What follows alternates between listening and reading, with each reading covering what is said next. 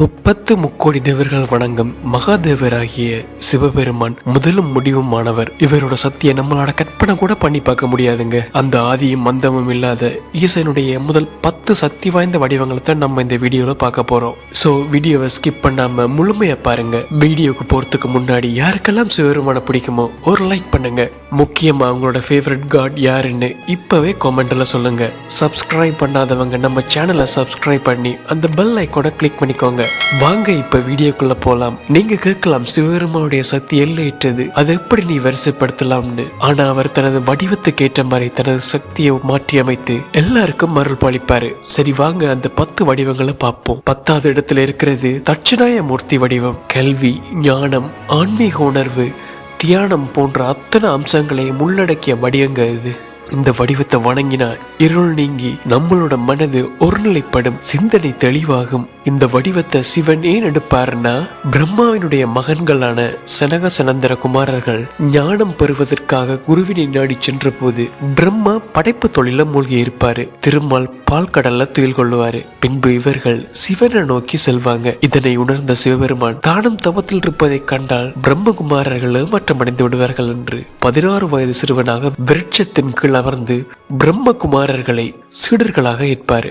பிரம்மகுமாரர்களின் கேள்விகளுக்கு தட்சிணாய மூர்த்தியாக இருந்து சிவபெருமான் பதிலளித்து அவர்களுக்கு ஞானம் அளித்திருப்பார். சிவனின் இந்த வடிவம் கோயில்களின் தெற்கு திசையில நீங்க பார்க்கலாம். 9வது இடத்துல இருக்கிறது துகளறு சைத்திரபாலக வடிவம். ஒரு முறை உலகில் மாபெரும் பிரளயம் நிகழ்ந்து அக்னி சர்வலோகங்களையும் அழித்தது. பின்பு பெருமழை பொழிய உலகமே வெள்ளக்காடாயிற்று. ஜீவராசிகள் எல்லாமே அழிந்தன. இதனால் பூமியை புதுப்பித்து உயிர்களை மீண்டும் படைத்து அவர்களை காத்திட அவதரித்த திருக்கோலம் தான் துகளறு சைத்திர பாலக வடிவம். 8வது இடத்தில் இருக்கிறது வீரபத்திர வடிவம். இது சிவனின் ஆவேசமான வடிவம். இவர் சிவனின் ஜடாமுடியிலிருந்து தோன்றிருப்பாரு. இந்த வடிவம் ஏன் தோற்றம் பெற்றதுன்னா, சிவனின் மனைவியான தாட்சாயினி தனது தந்தையான தக்ஷனின் யாகத்துக்கு சென்றிருப்பாங்க. ஆனா தக்ஷன் அந்த யாகத்துக்கு சிவபெருமான மட்டும் அழைக்காம 30 முக்கோடி தேவர்களையுமே அழைச்சிருப்பாரு. இத கேட்க போன தாட்சாயினிய கிளி சொற்களால தக்ஷன் அவமதிச்சிருப்பாரு. மனமுடைந்த தாட்சாயினி யாக குண்டத்துல விழுந்து உயிரை நீத்திடுவாங்க.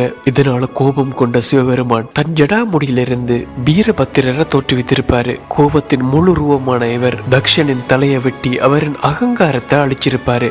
30 முக்கோடி தேவர்களை இவரை கண்டு அஞ்சி நடுங்கியிருப்பாங்க. சில புராணங்கள் சொல்லுது, இவர் விஷ்ணுவோட போர் புரிஞ்சு விஷ்ணுவின் சுதர்சன சக்கரத்தை கூட தடுத்து நிறுத்தியிருக்காரு. இவரை காவல் தெய்வமா மக்கள் வழிபடுறாங்க. தைரியம், வலிமை மற்றும் தீமையில் இருந்து பாதுகாக்க இவரை வழிபடுவாங்க. 7வது இடத்துல இருக்கிறது கால பைரவர் வடிவம். காலத்தின் கடவுளான கால பைரவர் நவ கிரகங்களையும் நட்சத்திரங்களையும் கட்டுப்படுத்தக்கூடியவர். அவரவர் பாவத்திற்கேற்றவாறு தண்டனை வழங்கும் சனிதேவருக்கே குருவா இருப்பாரு. இந்த வடிவம் ஏன் தோற்றம் பெற்றதுன்னா, ஒரு முறை விஷ்ணுவிற்கும் பிரம்மாவுக்கும் யார் பெரியவர் என்று போட்டி ஏற்பட்டிருக்கும். அப்போ சிவபெருமான் மிகப்பெரிய சோதி வடிவமா தோன்றியிருப்பாரு. என்னோட அடியையும் முடியையும் யார் முதல்ல கண்டுபிடிக்கிறாங்களோ அவங்க தான் சக்தி வாய்ந்தவர்னு சொல்றாரு. விஷ்ணு சிவனுக்கு ஆதியும் இல்ல அந்தமும் இல்ல என்ற உண்மையை புரிஞ்சுக்கிறாரு. பட் பிரம்மதேவர் தாம் என்ற அகந்தையால தான் சிவனின் முடியை பார்த்துட்டேன்னு சொல்லி போய் சொல்லிடுறாரு.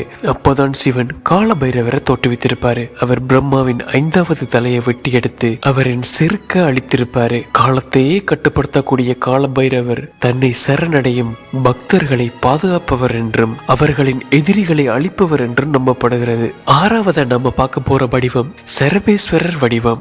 இரண்யகசிவை அழிக்க விஷ்ணு நரசிம்ம அவதாரம் எடுத்திருப்பாரு. இது எல்லையற்ற சக்தியை கொண்டதா இருக்கும். இது கோடிக்கணக்கான பிரபஞ்சங்களை அழிக்கக்கூடிய சக்தியா இருந்துச்சு. ஆனா அப்படிப்பட்ட சக்தியை அழிக்க சிவன் நரசிம்மரை விட சக்தி வாய்ந்த சரபேஸ்வரர் அவதாரம் எடுத்திருப்பாரு. இந்த வடிவம் பாதி சிங்கமாகவும் பாதி பறவையாகவும் இருக்கும். சரபேஸ்வரருக்கு இந்தியாவில் பல ஆலயங்கள் இருக்கு. சரபேஸ்வரர் வழிபாடு சவால்கள் மற்றும் ஆபத்திலிருந்து விடுபட உதவும் என்று நம்பப்படுகிறது.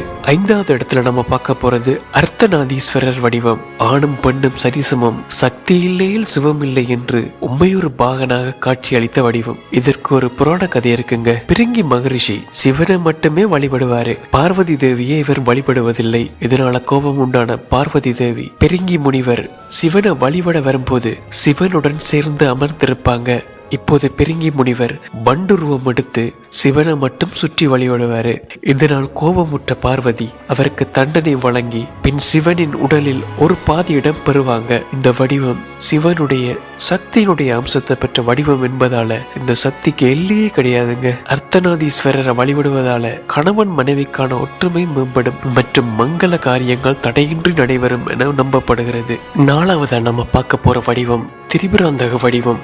இது சிவனுடைய மோஸ்ட் பவர்ஃபுல்லான அம்சங்க. 3 சக்தி வாய்ந்த அசுரனையும் அசுரர்களின் நகரங்களையும் அழிக்க பூமியை தேராகவும், அக்னியை வில்லாகவும், வாசுகியை வில்லின் நாணாகவும், விஷ்ணுவை அம்பாகவும், மற்றைய தேவர்களை தேரின் பாகமாகவும், பிரம்மாவை சாரதியாகவும் இருந்து 3 அசுர நகரங்களையும் ஒரே அம்புல அழிச்சிருப்பாரு. இந்த தோற்றத்துல சிவபெருமானுக்குள்ள எல்லா தேவர்களும் அடக்கமானதாக இருக்கும். இது அழிவின் உச்ச சக்தியாக இருக்கும். அதோட இந்த 3 அசுர நகரங்கள் மனிதர்களின் ஆணவம், கண்மம், மாயை போன்ற மும்மலங்களை அழிப்பது போன்ற தோற்றம் இது. 3வது இடத்துல நம்ம பார்க்க போறது நடராஜர் வடிவம். இந்த அம்சம் சிவனின் ஆனந்த தாண்டவத்தை குறிக்கும். இந்த ஆனந்த நடன வடிவம் பிரபஞ்சத்தின் தோற்றத்தையும் இயக்கத்தையும் அழிவையும் குறிக்கும். இவரோட சக்தி எல்லையற்றதுங்க. இந்த நடராஜர் தோற்றத்துல மனமுருகி மெய்மறக்காதவங்க யாருமே இல்லைங்க. சொல்ல போனா என்னோட ரொம்பவும் ஃபேவரட்டான சிவனோட வடிவத்துல இதுவும் ஒண்ணு. நடேசர் அபிஷேகத்துல நடேசரின் திருநடனத்தை பார்த்தா எல்லாருமே மெய்சலிப்பாங்க. இந்த வடிவத்துல சிவனை மையுருகி வணங்கினீங்கன்னா எல்லா சௌபாக்கியத்தையும் தந்தருள்வர். 2வது நம்ம பார்க்க போற வடிவம் லிங்கோத்பவர் வடிவம். இந்த வடிவம் ஆதியும் அந்தமும் இல்லாத வடிவம். இந்த வடிவத்துல சிவனின் சக்தியை கற்பனை கூட பண்ணி பார்க்க முடியாது. பொதுவா சிவன் கோயில்ல சிவலிங்கத்தை தான் கருவறையில வச்சிருப்பாங்க. இந்த வடிவம் தோன்றியதற்கான காரணம் பிரம்மாவுக்கும் விஷ்ணுவிற்கும் யார் பெரியவர் என்ற வாக்குவாதம் முற்றிய போது சிவபெருமான் ஒரு எல்லையற்ற ஜோதிலிங்க வடிவத்துல தோன்றியிருப்பாரு. லிங்கத்தின் அடியை தேடி விஷ்ணு பன்றியாகவும், முடியை காண பிரம்மன் அன்னமாகவும் உருவெடுத்து அடிமுடியை தேடி போவாங்க. ஆனால் என்னதான் தேடினாலும் அவர்களால லிங்கத்தின் அடியையோ முடியையோ கண்டறிய முடியாம போயிடும். அப்போது சிவபெருமான் அனைத்து முத்தொழில்களுக்கும் நான் தான் மூல காரணம் என்பதை உணர்த்தி லிங்கத்திலிருந்து லிங்கோத்பவராக தோன்றியிருப்பாரு. லிங்கோத்பவரின் சக்தி படைத்தல், காத்தல், அழித்தல் ஆகிய மும்மூர்த்திகளின் அருளையும் ஒரே உருவில் வழங்கக்கூடிய சிவனின் வடிவம் 1வது இடத்தில் இருக்கிறது. மிக முக்கியமான வடிவம் மகா சதாசிவம். இந்த வடிவம் மற்றைய கடவுள்களாலேயே புரிந்து கொள்ள முடியாத அளவுக்கு மிகவும் சக்தி வாய்ந்த வடிவம். கோடிக்கணக்கான அதாவது எல்லையற்ற பிரபஞ்ச சக்தி இந்த வடிவத்துல காணப்படும். இந்த வடிவம் 5 முதன்மையான தலைகளுடன் காணப்படும். இவை ஈசானம், தற்புருஷம், அகோரம், வாமதேவம், சத்யோயாதம் என்று மொத்தமா சேர்த்து 25 தலைகளுடன் ஒவ்வொரு தலைகளிலும் முக்கண்களாக மொத்தம் 75 கண்களுடனும் 50 கைகளுடனும் சிவன் காணப்படுவாரு. இது சர்வ வல்லமையை குறிக்கும். இவரை பரபிரம்மம்னு மற்றைய கடவுள்கள் வழிபடுவாங்க. மகா சதாசிவ மூர்த்தி வழிபாடு மன அமைதி, அருளாற்றல் மற்றும் பேரின்பத்தை அளிப்பதாக நம்பப்படுகிறது. இவரை வணங்குவதால அனைத்து உயிர்களுக்கும் அருள் கிடைக்கும். இவைதான் நாம சிவபெருமானுடைய 64 வடிவங்கள்ல இருக்கிற 10 அற்புதமான வடிவங்கள். இதுல எந்த வடிவத்துல சிவனை வணங்க உங்களுக்கு பிடிக்கும்னு கமெண்ட்ல சொல்லிட்டு போங்க. அதோட நம்ம சேனலை சப்ஸ்கிரைப் பண்ணி அந்த பெல் ஐக்கானை கிளிக் பண்ணிக்கோங்க. அப்போதான் நாங்க போடுற வீடியோ உங்களுக்கு உடனுக்குடன் வரும்.